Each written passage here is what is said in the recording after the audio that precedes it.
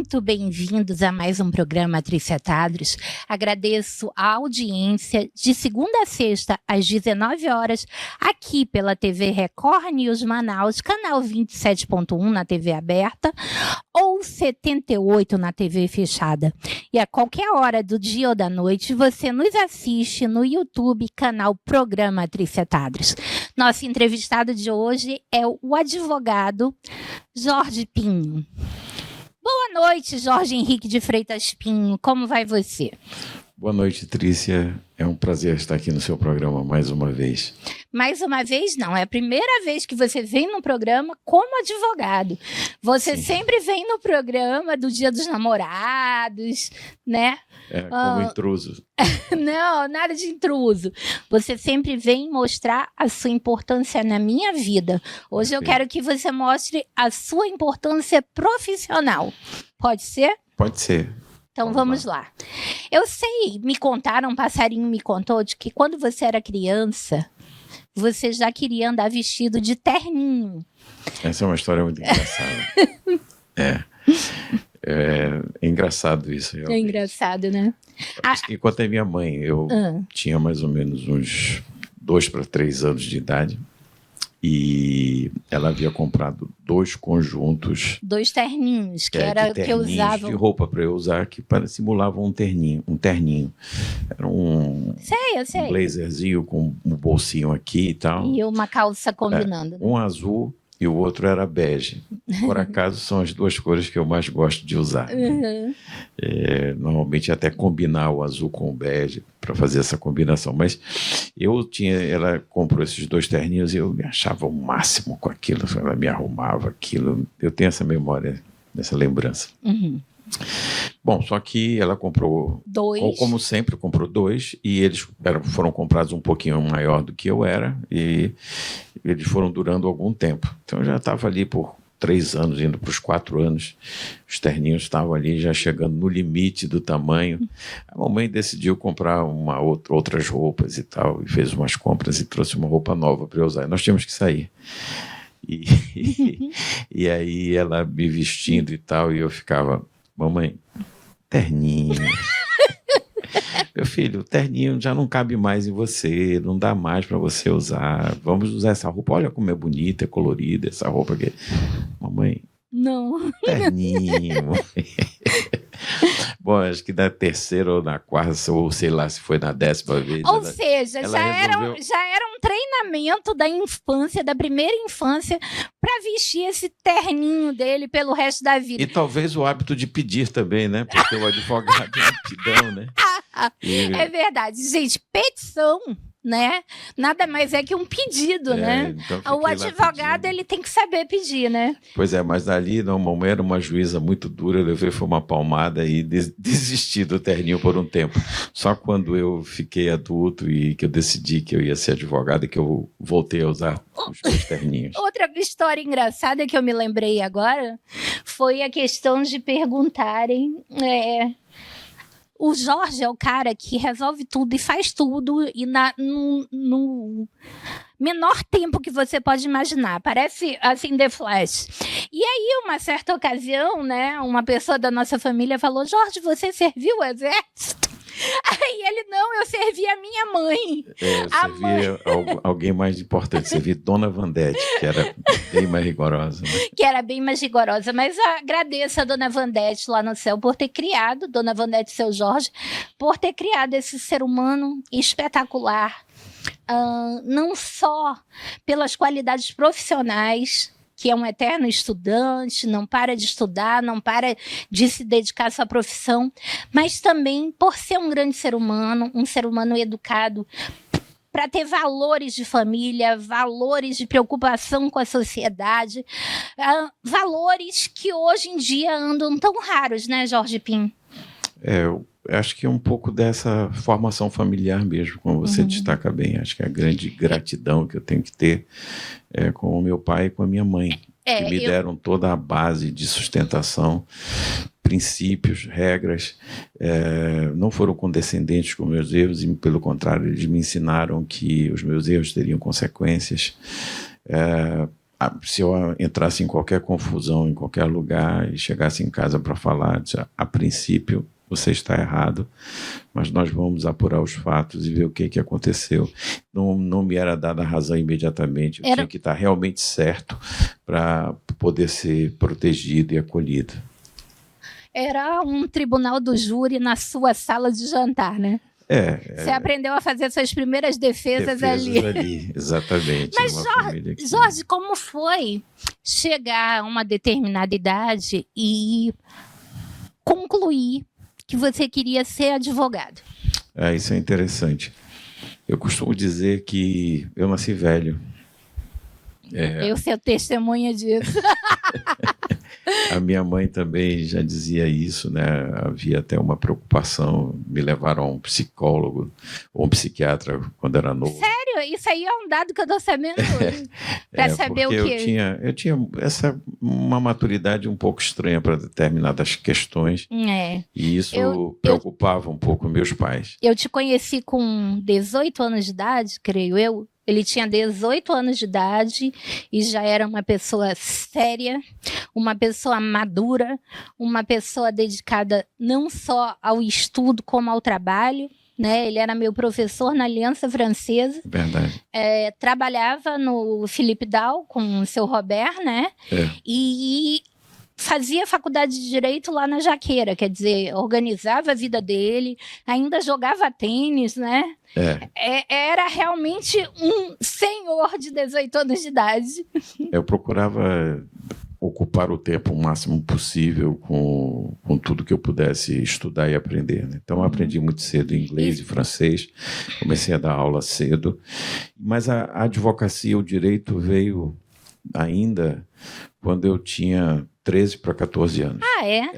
Eu já tinha definido que eu iria cursar direito. Tão cedo assim? Junto com as línguas, né? Porque eu comecei a estudar inglês e francês.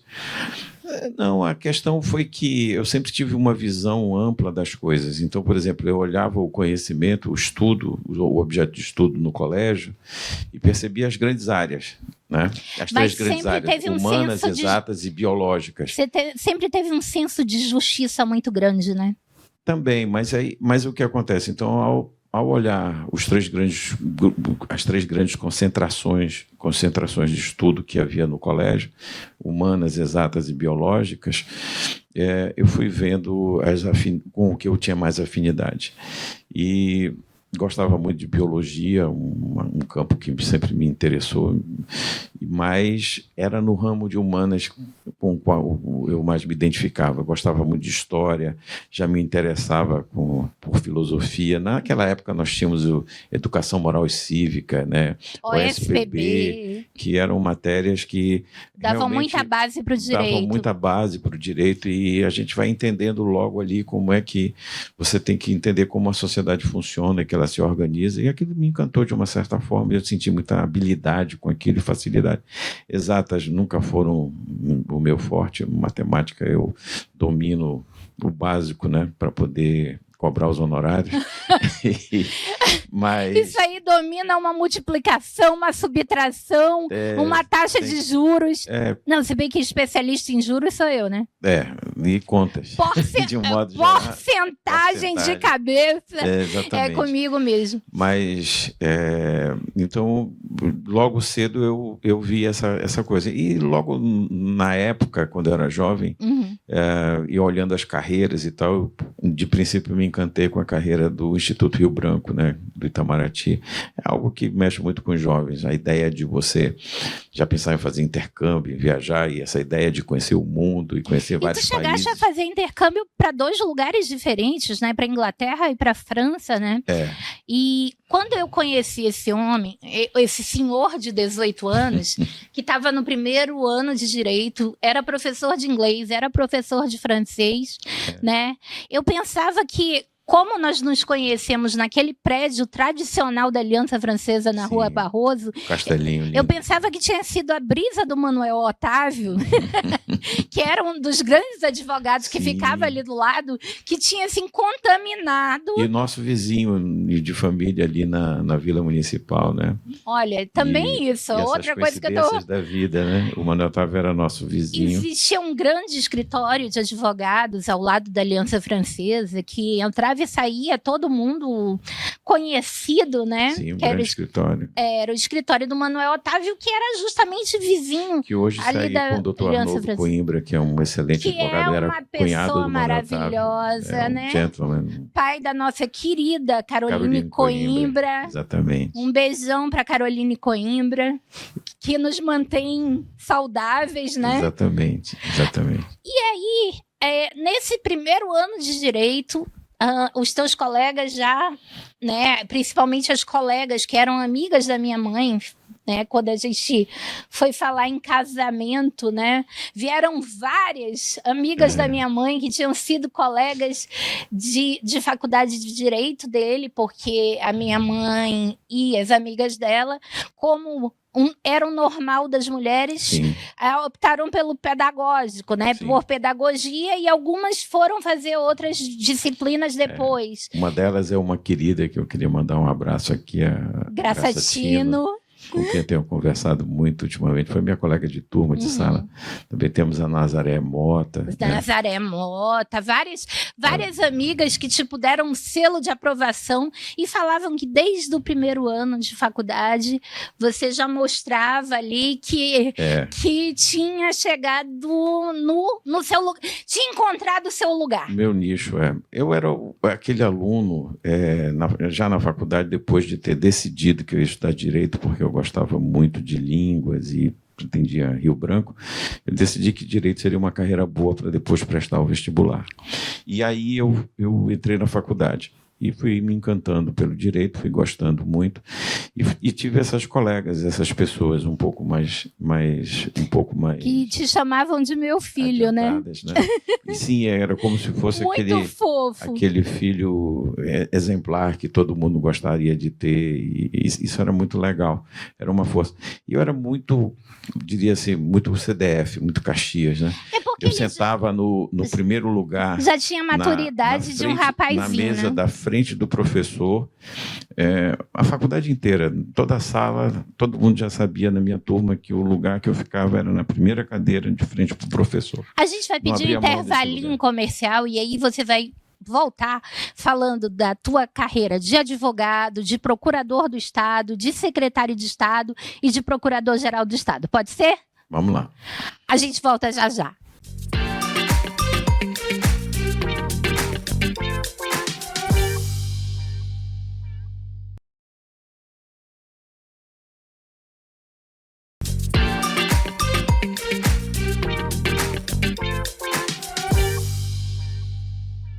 Voltando aqui nesse segundo bloco com o advogado Jorge Pim, falando sobre a vida profissional.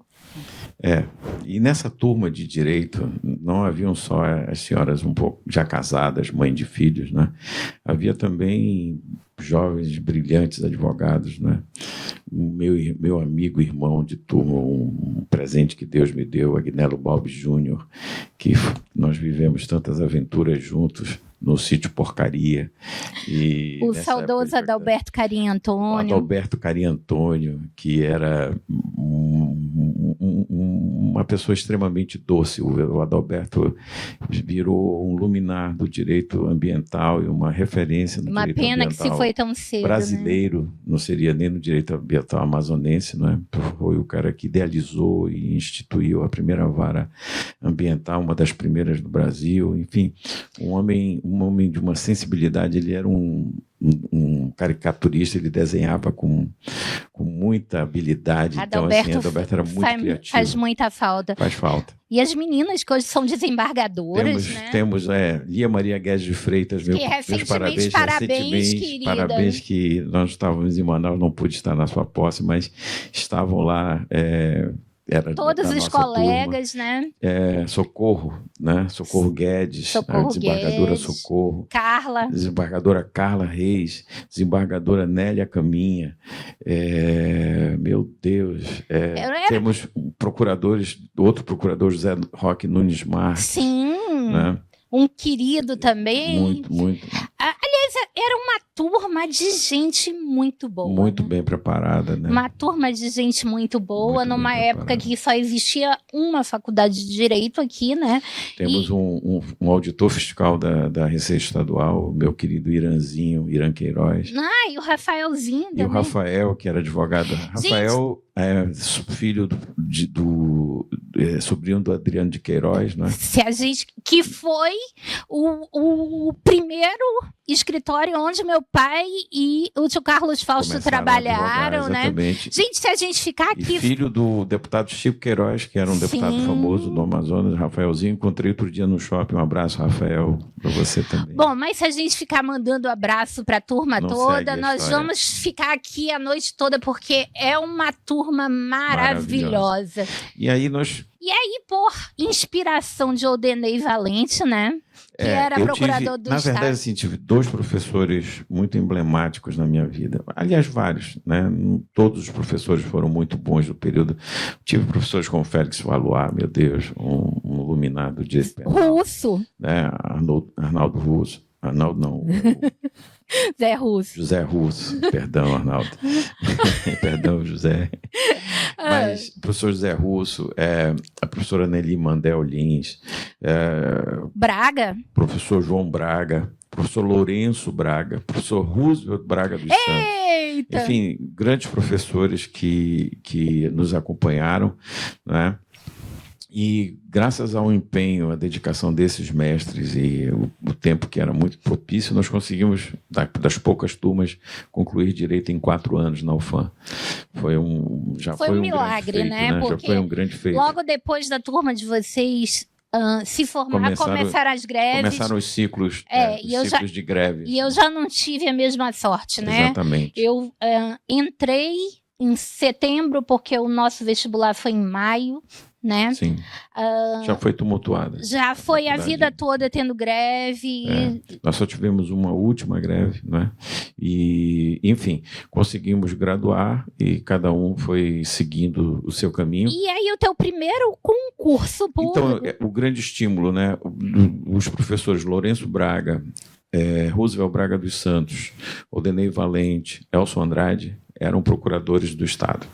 E aí, quando a gente está na faculdade, a gente vai percebendo quais são as carreiras que os professores desempenham, como é o padrão de vida, e vai procurando espelhar para encontrar o melhor caminho para cada um. O que os teus professores, esses professores me relatam que era o grande diferencial é que tu querias muito advogar. Né? Querias muito advogar. Sim. E a Procuradoria-Geral do Estado permitia, além de você ser um advogado do Estado, você poderia advogar. Foi exatamente esse o ponto de eu escolher a carreira da advocacia pública, né? Para começar a minha atividade profissional. E Deus quis que foi o teu primeiro concurso e o concurso definitivo da tua vida. Eu já tinha sido aprovado num concurso para TTN, Técnico do Tesouro Nacional. O primeiro que tu assumiste foi esse, né? E aí, logo em seguida, fiz esse concurso da Procuradoria e consegui ser aprovado. Né? E lá tu passaste toda a tua vida profissional, né? Como advogado público, passaste 30 e tantos anos, quase 40 anos, como advogado do Estado, né? Exatamente. Eu entrei na Procuradoria, na verdade, aos 24 anos, 2 anos depois que eu prestei concurso em 86, e fiquei naquela ordem de classificação esperando a minha vez, isso é normal de todo mundo. Consegui tomar posse. Na verdade, eu tenho muito orgulho disso, Trícia. Eu gosto de dizer isso, eu acho que é importante que as pessoas entendam que eu fui o 11º e último do meu concurso. E eu sempre digo isso com muita humildade. Eu era o mais jovem, eu era o que tinha menos currículo e a minha nota, apesar de ter sido muito boa, não conseguia concorrer com a pontuação, do regime de com a pontuação dos outros. Mas foi aprovado. Eu queria só terminar, dizer o seguinte, que eu entrei então como 11º e último do meu concurso. E em algum lugar, num livro muito especial, está escrito que os últimos serão os primeiros. E a vida me permitiu, por 4 oportunidades, ser o Procurador-Geral do Estado, estar chefiando e comandando a instituição, que é um feito raro, que pouquíssimos, acho que a gente não tem relato de procuradores outros que tenham conseguido fazer... Em governos completamente distintos. Governos completamente distintos, em fases diferentes. De partidos completamente distintos. Em momentos distintos da vida. Eu fui procurador no passado e agora, com quase 60 anos de idade, retornei pela última vez à Procuradoria. Falo isso com orgulho e com humildade, inclusive, porque... E eu sempre disse na brincadeira lá para os procuradores que é o seguinte, essa é a minha 4ª vez como Procurador-Geral do Estado, e eu quero dizer para os senhores que eu tenho certeza que não é por competência, é por repetência, mas eu vou passar nessa matéria nessa última vez. Agora, Jorge Pinho, me conta do 5º Constitucional. Você já teve algumas vezes na lista tríplice para o 5º Constitucional, né? Eu já estive algumas vezes, já figurei. Na verdade, assim, nessa eleição que está se avizinhando e que se fala em pré-candidaturas e tudo mais, eu serei provavelmente o veterano da... Ah, é? O veterano, porque depois da aposentadoria do desembargador Pessoa, que também era um amigo querido, um desembargador que eu tenho um carinho todo especial, um abraço aos filhos, ao Zeca e ao Diógenes, que é juiz, inclusive, dizer que Pessoa era uma pessoa especial mesmo, não só como jurista, mas como ser humano. Um amigo como também, ser humano. Né? Mas estava falando de quê mesmo? Que você foi 4 vezes procurador-geral por repetência e também você já teve algumas vezes na lista tríplice. Para desembargador. E é repetente também. Exatamente. Né? Está quase Paulo Maluf, como candidato competente. Compete. Mas, enfim. Então, assim, eu serei provavelmente o decano e o mais antigo a disputar. E acho que é um processo fenomenal, muito interessante, uma experiência de humildade também para cada candidato que tem que se abrir para a comunidade jurídica, se expor, colocar o que pensa a respeito do que vai desempenhar na função, não é? E eu acho que é um momento muito especial para a advocacia, não é? E para a própria sociedade. É uma grande festa da advocacia, sim, né? E no Amazonas nós temos uma peculiaridade, não é? O Amazonas, para o nosso querido Alberto Simonetti, um abraço para os filhos do nosso querido Simonetti, para o Beto e para o Neto, que teve a genialidade e a grandeza de abrir para que essa lista, que é escolhida no final pelo próprio Conselho da OAB, pudesse ser composta por uma consulta aos advogados. E isso é de um caráter democrático e permite uma grande festa, um entrosamento entre os advogados, várias reuniões, várias conversas, vários momentos em que a gente pode realmente dialogar com a classe jurídica do Estado. E também é o nosso querido Jean Cleuter que faz com que sim, a OAB seja uma casa que recebe a todos os advogados como a sua própria casa. Com certeza, né? Jean Cleuter, que é um amigo querido também, um grande... Eu considero o Jean Cleuter um grande político, e eu brinco com ele sobre isso, né? Que ele tem um pendor político que chega a impressionar. E não só isso, já é uma das pessoas mais organizadas. Ele traz, antes da formação de advogado, ele foi formado em administração, ele tem uma capacidade de gestão e de organização que espantam, associada a uma capacidade de trabalho que é ele fenomenal. gerenciou uma metalúrgica, ele é filho do Cleuter Mendonça, um grande político. Grande político amazonense, então, e a família toda é um encanto. É uma família maravilhosa. Abraço ao Johnny, a Jenny. E a Jeane. Agora, Jorge, eu queria falar nessa tua experiência de tantos anos como advogado. Quais são os momentos inesquecíveis? Ah, meu Deus. Eu acho que de quando eu te encontrei para cá, eu acho que momentos inesquecíveis talvez tenha sido aquela vitória da manutenção da Zona Franca. São vários momentos, né? A Trícia é a minha memória. Eu tenho uma memória remota muito, muito perdida às vezes, eu dependo muito dela. E é verdade, a vitória da Zona Franca eu acho que grandes conquistas que enquanto procurador-geral do Estado você estiver em Brasília, o fato de estar procurador-geral do Estado no momento da pandemia, que foram muitos desafios, né? Nesse momento eu tenho um episódio muito especial que eu gosto de registrar, que eu chamo de o trabalho que ninguém vê, o trabalho silencioso das instituições, que as pessoas não percebem a importância de uma instituição como a PGE e se perceber na organização do Estado, auxiliando a resolver conflitos e resolver problemas antes que eles se tornem fatos irreversíveis e catástrofes, né? É aquilo que a gente chama de advocacia preventiva. Né? É quase como o território do milagre. Quando ele acontece, ele desfaz tudo o que era ruim e as pessoas ficam duvidando às vezes, mas foi milagre mesmo ou não foi? A advocacia preventiva muitas vezes tem esse condão. E assim, eu considero uma coisa de Deus. Eu tive a intuição de atuar numa área que estava muito complexa, logo no momento em que a gente assume o governo, junto com o Wilson Lima, que era o problema dos hospitais e dos técnicos de enfermagem que estavam num processo de ameaças de greves e tudo mais, e nós fizemos um trabalho muito importante nessa área. O trabalho importante a que ele se refere é que, nessa época, ainda não haviam sido contratados os técnicos de enfermagem e enfermeiros.